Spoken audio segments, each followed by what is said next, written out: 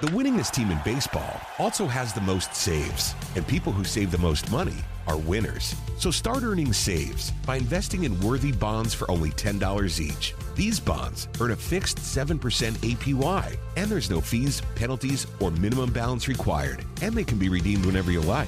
You can even round up everyday purchases to buy additional bonds. Go to worthybonds.com/save. That's worthybonds.com/save and save and win.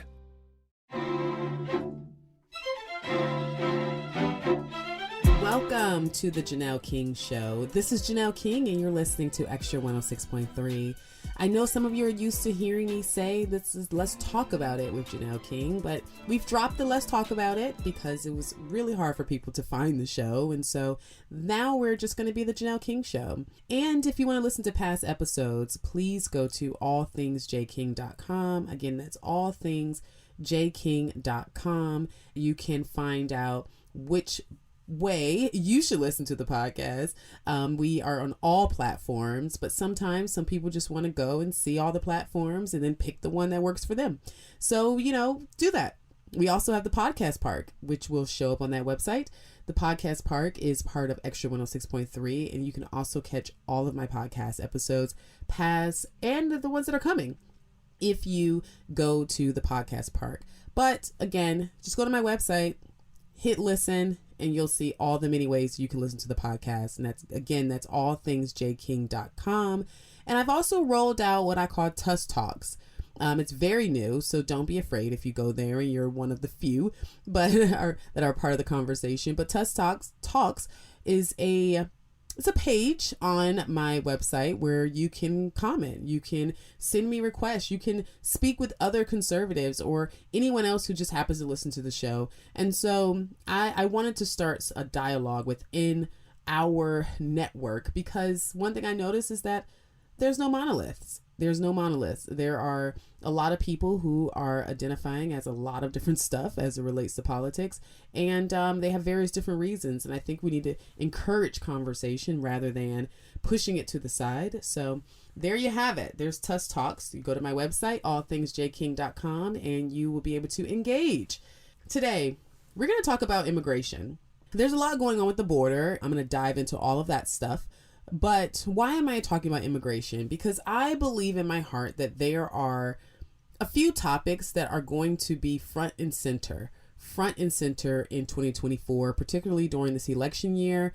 That's immigration, abortion, obviously the economy, healthcare, and elections and election integrity. I really do believe these are the hot topics of this year. So I decided that I wanted to do shows that are reflective of what we're all talking about. This is something that's really been a hot topic on everyone's mind, and that's immigration. Last week, we talked about abortion, and if you or someone that you know is wanting to know the difference between what's happening in the media and what's really happening on the ground, if you want to know whether or not you're being duped through messaging, I suggest you go back and listen to last week's episode on abortion. I really do think that there is a huge element of that discussion that's going to play a major role in what's happening in the upcoming election as it relates to political narratives. I really do think that political narratives are running rampant.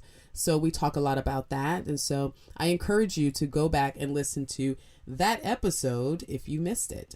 So we're going to just kind of pick up where we left off today, and we're going to talk about immigration. And before we go into what's happening on our border and now what's happening in these quote unquote sanctuary cities, and then a quick analysis at the end of how I think this is going to play a major role in this election and how I do see some things shaping up that could be a concern from both sides of the aisle. But before we get into all of that, I think it's important that we give some backstory on this, because here's the thing. I believe that as conservatives, we are not putting enough of an emphasis on immigration. We're talking about the border, we're talking about the border wall, but I do think that when it comes to having the conversation around what do we do with DACA, what do we do with those who are already here who you really can't track, what do we do with the immigration process as a whole, considering the fact that there are so many that are still going through the immigration process. My husband and I had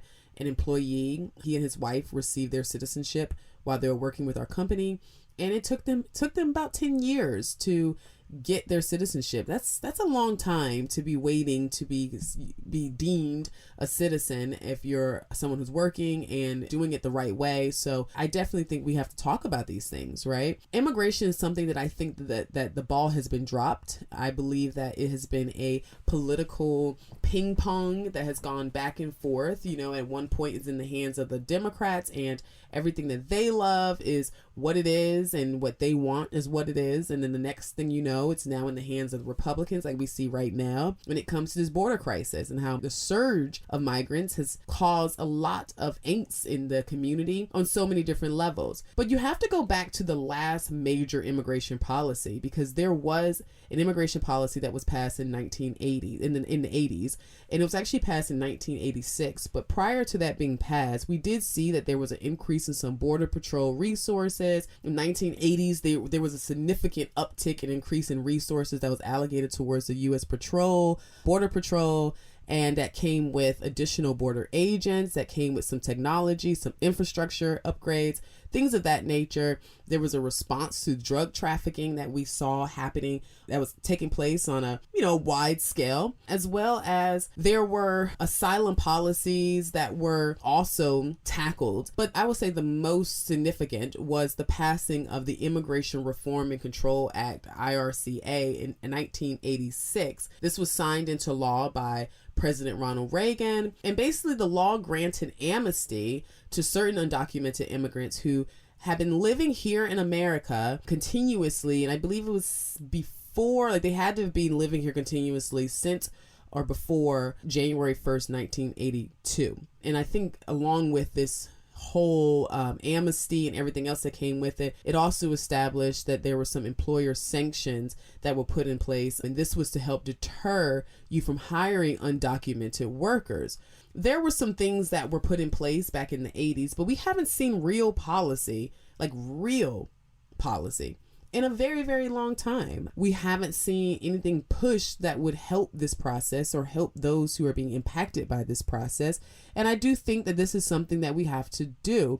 That being said, there is a current bill that's on the table. The goal of this current bill that our Senate and our House is all over there trying to figure out, some of the stuff that's in this bill is toughening up asylum protocols for migrants that are arriving at our U.S. border, and bolstering some bolder enforcement with more personnel. They are talking about high-tech systems, as well as deterring migrants from making the journey in the first place. Now, all of this is included in this current bill that somehow is being hamstrung or held up. The Democrats are saying that Republicans are holding it up, and the Republicans are saying that nope, it's the Democrats that are holding it up because they keep trying to fill the bill with other stuff and get other stuff passed or tack it on to something else. And so you have a lot of those concerns as well. I just want to make sure that while we're looking at this bill and this new current bill, that we're keeping the main thing, which is the state of this country and the impact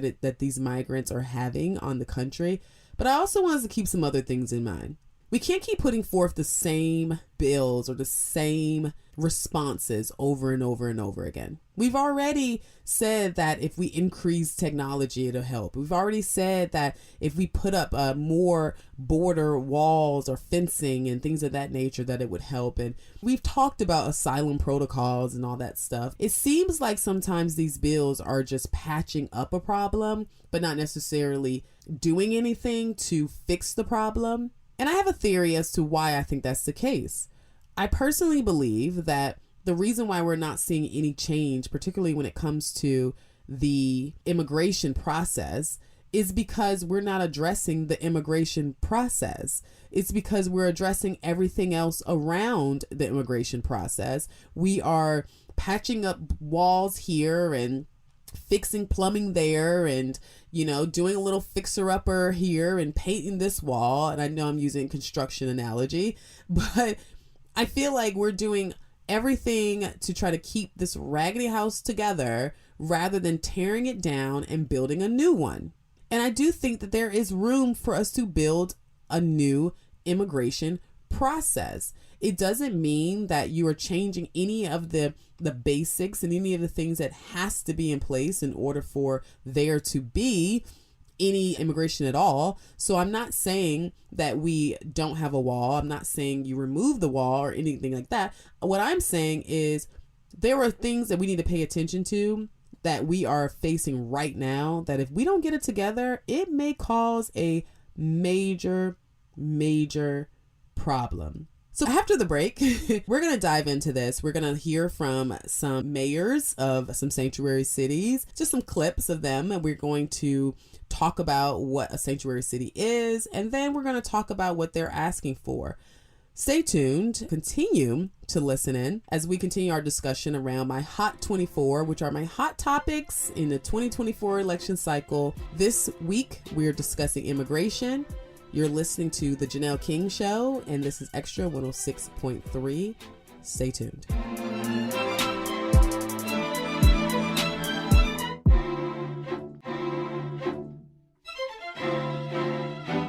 Welcome back to The Janelle King Show. I am Janelle King, and this is Extra 106.3. And we are starting our second segment of the show discussing sanctuary cities. But how did we get here? We got here because this show is dedicated to us talking about immigration. And the reason why we're talking about immigration is because I believe that that's one of my hot topics of 2024. I'm calling it my Hot 24, even though it's not 24 topics. And the whole purpose of this is that I really want to dedicate each show to highlighting some of the aspects of this topic that I find to be interesting, something that I think that we need to keep in the forefront of our mind as we're going into this election year. Immigration just happens to be one of them. We've talked about abortion last week. We're going to continue on by talking about the economy. We talked about healthcare. We'll probably talk about healthcare and abortion again because it's just a never-ending conversation. But elections, I shared last week where I stood on paper ballots here in Georgia. I'm just really sharing my heart as it relates to these particular topics and what are some blind spots or areas that I think that we need to look out for, but also highlighting that there are some significant change in tunes that we're seeing from the Democrats or the liberal side of things that I think we need to make sure we keep at the forefront of our mind. So when we talk about sanctuary cities, because this is something that's been really active, or which are sanctuary cities, because we've had so many migrants. There are a lot of migrants that are in our country right now.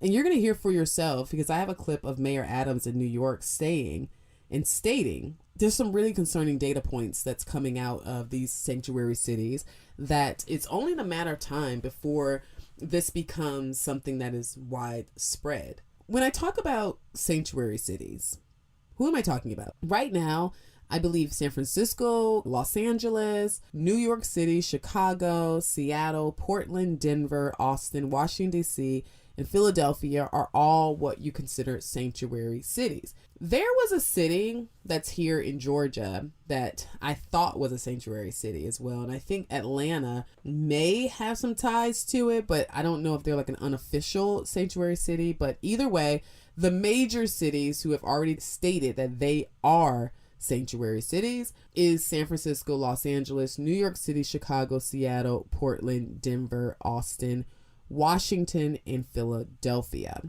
I didn't add this clip to the show. It actually just came to my mind, but there was a news report, and I think I'm going to drop it on my website because I did share it on my social media. But there was a news report that showed that the city of Atlanta was beginning to allocate funds towards bringing in migrants and being able to assist with housing migrants here in Georgia. I don't know where we are with that, but we need to make sure we pay attention to that as well. Now, what are characteristics of a sanctuary city? So what does a sanctuary city have to include in order to call itself that? Well, for one, there's a limited cooperation with ICE, right? Which ICE is our, organization that's responsible for making sure that we are not being overrun by illegal immigrants. They're the ones who's called if an illegal immigrant is here. They're the ones responsible for sending you back. Sanctuary cities often have policies that limit or prohibit local law enforcement from inquiring about an individual's immigration status or from notifying federal immigration authorities about the release of certain individuals from custody. So that means that basically, that's one of the first requirements of being a sanctuary city, is that you are basically saying that we will, in so many words, keep you protected from our own government. So keep that in mind. Another aspect of a sanctuary city is that non-enforcement of immigration laws. It's non-enforcement of immigration laws. These jurisdictions may prioritize local law enforcement's role in public safety and criminal investigations over federal immigration enforcement. As a result, they may choose not to use local resources to enforce federal immigration laws. In other words, who cares what the feds say? The feds may say, nope, we don't want to have illegal immigrants here. We are closing the border. We're done. But nope, these sanctuary cities are like, I'm going to supersede you. I'm going to have my own set of laws. And let me tell you how dangerous this can be. I sat down with someone. He was a mayor of a small town here in Georgia. He wanted to convince me that we needed to, and this was during the whole refugee time, and there was like refugees coming from everywhere. And he wanted to convince me that this is an argument that conservatives need to evolve in. And one of the things that he presented to me was that he said that he was going to see about allowing these individuals who were living in his city, because they were refugees, that he was going to allow them to possibly be able to buy and sell on the streets. So create a street market without having a permit. His argument was that they're not used to our policies, our laws, and having to go through all of our bureaucracy, or our red tape. So we're going to let them bypass that and allow them to buy and sell on the streets of Georgia, and that they will be able to do it without a permit. And I said, that's interesting. Are you going to allow that to happen for all of your small businesses, or are we just talking about the refugees? Because number one, the reason why they need to abide by our laws is because of the fact that they are our laws. They are in our country. So they have to abide by our laws. And then you can't say that a citizen somehow has to be hamstrung, but then a person who's a non-citizen who's here under the guise of needing refuge somehow now gets to break our laws. That's a problem. When you start talking about having these sanctuary cities, you better keep in mind that sometimes it comes with these policies that supersede the federal government, which allows them to be able to do things that we may not necessarily advise as a government. Another attribute of a sanctuary city is the protection of undocumented immigrants. Sanctuary cities aim to create an environment where undocumented immigrants feel more comfortable interacting with law enforcement, local law enforcement that is, without fear of deportation. Will of course they'll feel comfortable with local law enforcement because the local law enforcement is not answering to the feds or immigration laws. This basically argues that it helps to maintain public safety by encouraging all residents, regardless of immigration status, to report crimes and to cooperate with law enforcement. Well, what if the crime is you? What if you being here, as it is in the case of these migrants, what if you are the crime? The fourth, legal and political controversy. So this is another aspect of sanctuary cities, is that the concept of a sanctuary city has been a source of legal and political controversy. Supporters argue that these policies contribute to community safety and protect the rights of undocumented immigrants, while opponents contend that they undermine federal immigration laws and hinder cooperation between local and federal authorities. Well, we're not contending that.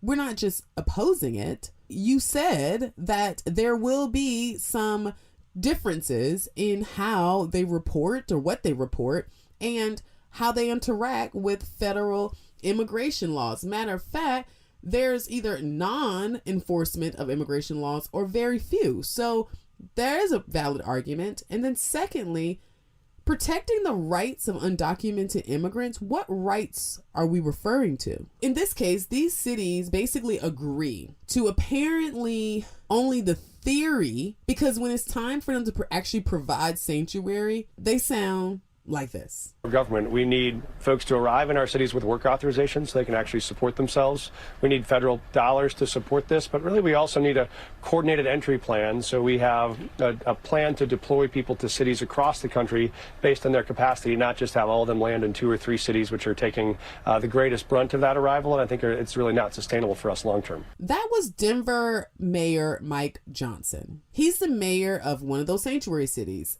Denver. One of the things that he said is that now mind you, they may prioritize local law enforcement's role in public safety and criminal investigations over federal immigration enforcement. Keep that in mind. So now we have a mayor who's agreed to these sanctuary city laws and vibes and rules and all this other stuff. And now when it's time to put the metal, put the foot to the metal? I don't know. I'm terrible with those. But anyway, now when it's time to actually put your money where your mouth is, there's some major problems. And a lot of these problems are problems that we saw coming. Right now, Denver has the largest recipient of migrant arrivals. And he stated that part of the issue he has is that they have these asylum claims and that they have court dates that are all the way in 2029 and that they can't work because they don't have work visas. They can't establish any type of home here while they're waiting on their court date. You know why that's a problem? Because why are you establishing a home in a country where you are illegally here? Why isn't it possible for us to create some type of connection with the countries that they're coming from to provide some protection there, or work with them, or have them figure it out where they can protect their citizens? Because right now, telling me that you have 40,000, that's what Denver's looking at, 40,000 migrants that you now are having to, that are coming with all these dates for court dates that are 5, 6, 7 years out. Do you know that the mayor said that it will take him 15% or $160 million to $180 million in order to take care of these migrants? That is his entire budget for homeless. That is his entire budget for park and recreations. And all of it is going towards the migrants. But it don't stop there. Let's look at another city. Into the largest school system in America. More than 1 million children returning to class today, with 20,000 new students from families seeking asylum. The school system getting another $110 million to the budget, but there are worries that resources will still be stretched to the limit. The city's shelter system stretched past its capacity this summer. At one point, more migrants in city shelters than homeless Americans.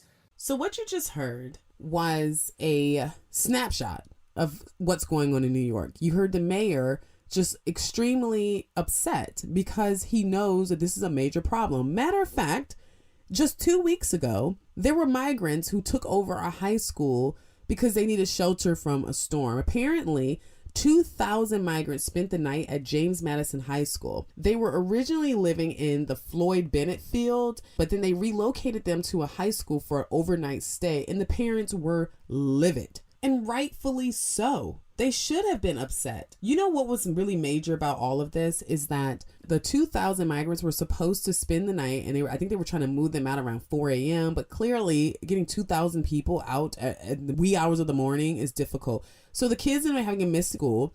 They were sent home and had to do remote learning. Parents had to take off work. And I mean, Peter Ducey asked Corinne Jean-Pierre about this. And basically, she was just kind of, doing what she does, the song and dance. But he basically was like, are you going to pay these parents back? What about the money that they're missing during a time when we have this tight economy? You're asking them to take off from their jobs to stay at home with their children who they thought was going to be in school that day because the migrants have now taken over the high school. That is a major problem. This is why this is becoming a major issue. Mayor Adams said that this crisis will destroy New York City. He has more than 1 million children that have 20,000 new students. So let's get this straight. There's over 1 million students that are already in these schools. They just added 20,000 new kids to the schools due to the migrants. The city shelter has more migrants in it than they do homeless Americans. 110,000 migrants that is expected to be clothed, to be housed, and to be educated. That's around $10,000 a month. $10,000 a month that they are spending towards the migrants. So I absolutely think that there are some major things that needs to be done about this, but we got to ask ourselves, how did we get here in the first place? Let's start here. I think that the answer is no. I think there is a challenge at the border that we are managing, and we have our resources dedicated to managing it. What you just heard was DHS, Department of Health and Services, Chief Mayorkas 2 years ago saying there's nothing wrong. Every Democrat is saying there's nothing wrong. And as you just heard, there were several Democrats in leadership and on the Hill who denied that there was an issue. But we knew this was an issue. We knew this was going to be even more of an issue if we continue to let it go untapped without any type of control, any type of parameters put around it. It has always been an issue. And now you fast forward 4 months later, and now they're saying that it's the Republicans who's holding up policy. Let's talk about Republican policy. It's very simple for us. When it comes to conservatives, creating policy around this fixing this issue is really, really simple for us. Where I believe the Republican Party struggles with is figuring out a way to tighten up the immigration process. We can't keep allowing the left to draw this narrative or create this political narrative that somehow conservatives are anti-immigration and anti-people who are coming here from other countries. That's not what it is. For us, it is this simple. Close the door, come the right way. Improve our immigration process for those who are doing it the right way. Obtain citizenship so that you can achieve the American dream. There is no American dream without citizenship. You cannot come here, break into our country, and then apply to be a citizen here. That's not how it works. That's not how our law works. So in order for you to apply for citizenship, you have to go back to your country and apply from there. That's how our law is supposed to work. Now, we got a lot of politicians and everybody's trying to change it up, but that's how it's supposed to work. In 2016, Trump came in and he had a plan. He had a border wall proposal. He had an enhancement to the border security where he said, again, he wanted to increase resources of border security, including hiring additional border agents, investing in technology, which is pretty much the exact same thing that they did in 1986. He had a zero tolerance policy when it came to family separation, where the Trump administration implemented that there would be a zero tolerance policy. So adults who were criminally persecuted for illegal entry, leading to the separation of children from their parents. And honestly, this is where we saw Obama and them kind of come in and really push this narrative that we were keeping kids in cages and all that stuff. A part of the 2016 proposal that President Trump had too was ending DACA. Now, I don't know if he's going to actually do it, but the Trump administration did take steps to end what we call DACA, which is a Deferred Action for Childhood Arrivals program, which had been established by the Obama administration to quote unquote protect certain undocumented individuals. But here's my thing. Regardless of where you stand on it all, we are here. We're facing this issue and we have to continue to talk about it. Maybe I'll talk about DACA more in depth later, but let's just fast forward to 2024. Here we are. 4 years we have been dealing with this migrant situation. Ever since President Biden came into office, he had this goal of making sure that we have a robust, thriving border, apparently, that's wide open to everyone. As a result of that, we have millions and millions of migrants. So we are fast forwarding to 2024. It is 4 years later. We have millions of migrants later, and here we are. There's a new deal on the table. And as I stated before, this deal includes toughening asylum protocols for migrants that are arriving at the U.S.-Mexico border, as well as bolstering border enforcement with other personnel and high-tech systems. And then they had something along the lines of deterring migrants from making the journey in the first place. I guess that's like, I don't know. I mean, what's her name? Kamala, our vice president. She did say, don't come.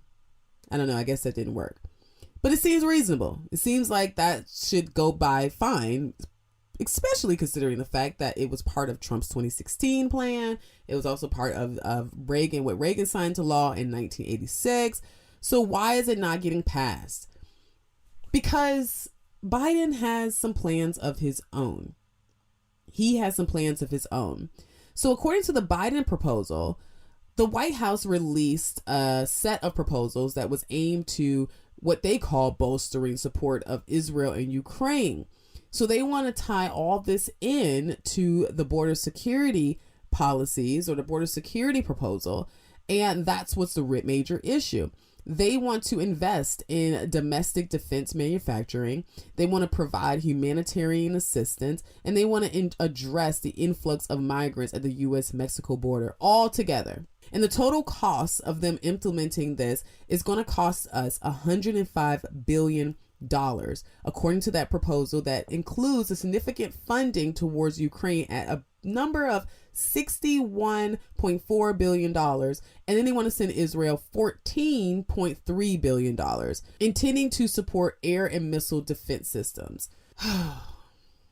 Everyone, what's most disturbing about all of this is that once again, it's a switching of the narrative. Instead of telling the American people that the reason why Republicans are hesitant to pass this policy or to sign on to this proposal is because of the fact that we cannot continue to give money to other countries when our country is falling apart. Now, here's the thing. I am 100% a huge advocate of making sure that we have a strong foreign relations and foreign policy. I really hope that that is clear. I'm not one of those people who feel like we need to just kind of turn our backs on other countries, because I know that that can be a major problem. However, it's the switching of the narrative that we saw when we were talking about abortion that we're seeing happening right now. I want you to check out this compilation of Democrats that are flipping. So for those of you who can't see it, you will hear first Obama, then you're going to hear Hillary, and then you'll hear Biden.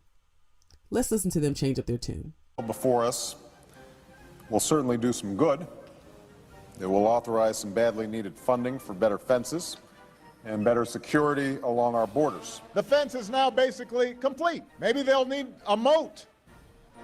Maybe they want alligators in the moat. Secure our borders with technology, personnel, physical barriers if necessary in some places. We will not build a wall. Instead, we will build an economy where everyone who wants a good job can get one. I voted for a fence. I voted, unlike most Democrats, some of you won't like it, I voted for 700-mile fence. And let me tell you something, folks. People are driving across that border with tons, hear me, tons of everything from byproducts from methamphetamine to cocaine to heroin. It's all coming up through corrupt Mexico. And the impulse is to hunker down, shut the gates, build walls, exit at this moment is precisely the wrong answer. Former presidents have said to him that they wish that they had built a wall. Do you recall President Obama ever saying that? Come on. There you have it. You heard it yourself. That is how they're doing this. It's like one day they're saying one thing, the next day they're saying something else, and they are hoping that we are the townspeople is completely like that. Our attention span is so disconnected that we find ourselves in this situation. So please stay tuned, because I have more on my analysis. We have to take a quick break. Since we're up against the break, I have to stop here. However, I'm going to go into this a little bit more as we can continue to wrap this up, as we're talking about immigration and what my concerns are as it relates to them just flip-flopping on everything and trying to make it a Republican issue going into this election cycle. We all know how that plays out. We all know how it goes, right? I'm gonna make it an issue, and then when Republicans raise alarm and now people are catching on to it, I'm gonna make them the problem. Anyway, you're listening to the Janelle King Show here on Extra 106.3. We'll be right back.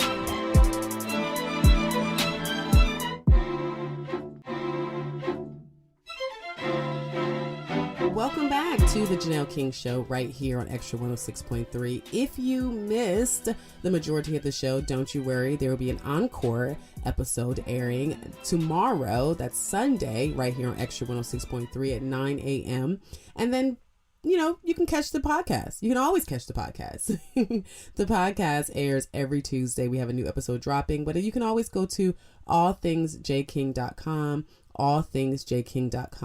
so that you can find out which podcast platform works best for you, so you can go back and listen to past episodes as well as listen to this episode in its entirety. We ended by talking about some unique things. We ended by talking about the switcheroo that comes from the Democrats. And I've got to end this by talking about political narratives, because political narratives is the reason why all of this gets to work. Political narratives right now is just running rampant. And as I stated in one of my little videos, it's extremely hard for us to tell the lie from the truth. And a political narrative refers to a story, an account that's constructed in order to shape the influence of public perception, understanding, and the opinion on political issues, events, and individuals. And so we're seeing these political narratives on hot display going into this election cycle. Matter of fact, we see them extremely on display going into every election cycle. But the goal and the purpose of these narratives is to make sure that there is a advanced specific political goal, that they can garner support and that they can shape public discourse. And I think it's important as we're going into this election cycle that we all are aware and that we are all spotting these narratives. And there are key elements that come into play when it comes to narratives.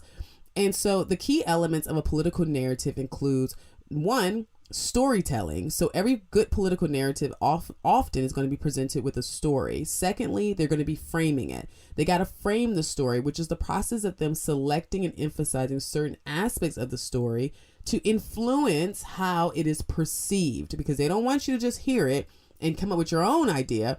They want to make sure that they can present you with different frames so that you can that can lead to different interpretations while all seeing the same facts, but those interpretations are connected to how they want you to perceive it.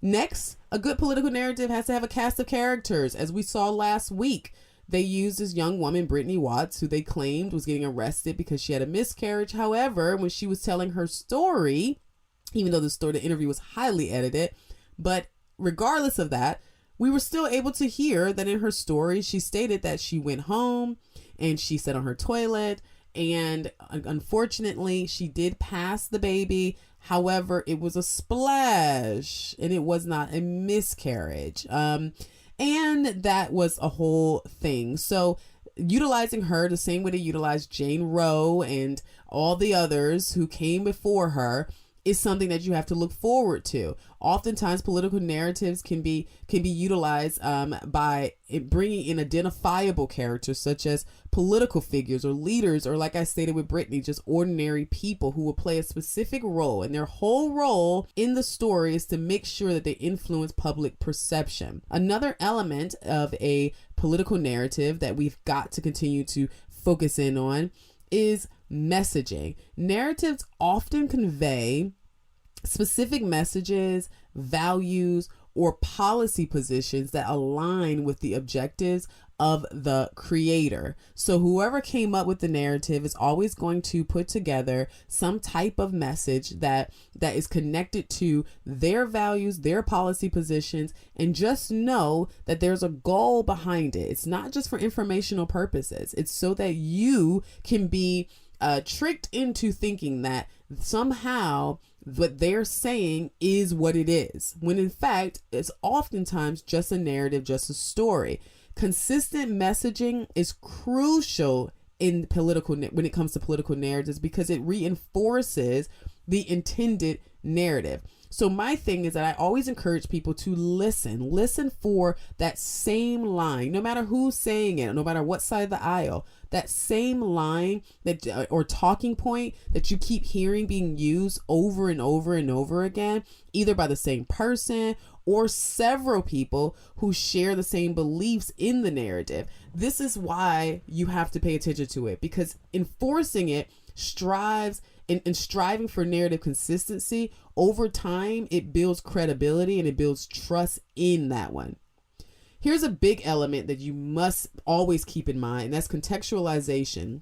Political narratives contextualize events by providing a framework for understanding why something happened. This goes back to that framing, right? This is the contextualization is all the stuff that makes up that framing.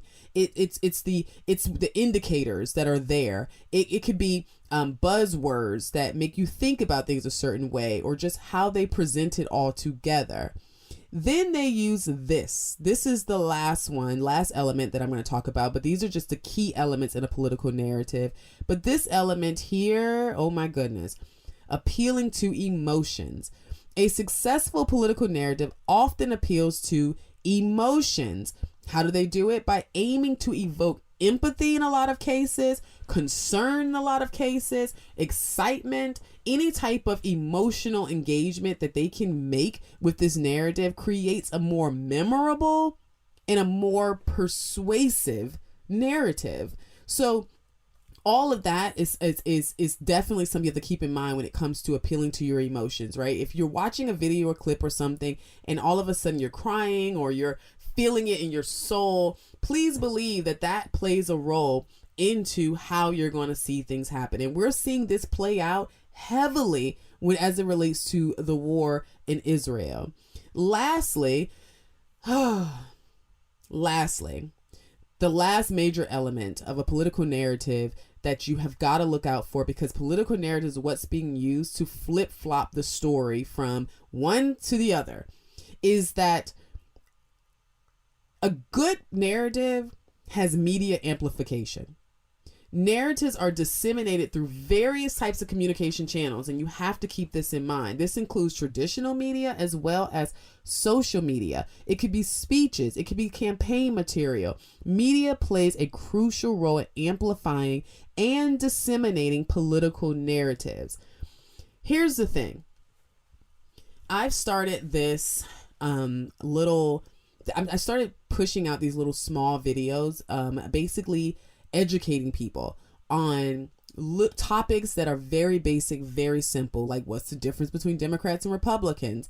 The one that is getting ready to drop very soon is this on political narratives, where I go in, I talk about, how to spot it. I talk about the fact that there are political narratives going everywhere, but most importantly, the elements that you need to look for in a political narrative. And then the part 2 that's going to be dropping is going to talk about what you can do and how you can fix it if you do see that there is a political narrative that is in front of you that is causing you to have to change the way you feel about things. You're not understanding, like, why am I seeing it like this? Well, because you're being pushed in that direction through these narratives.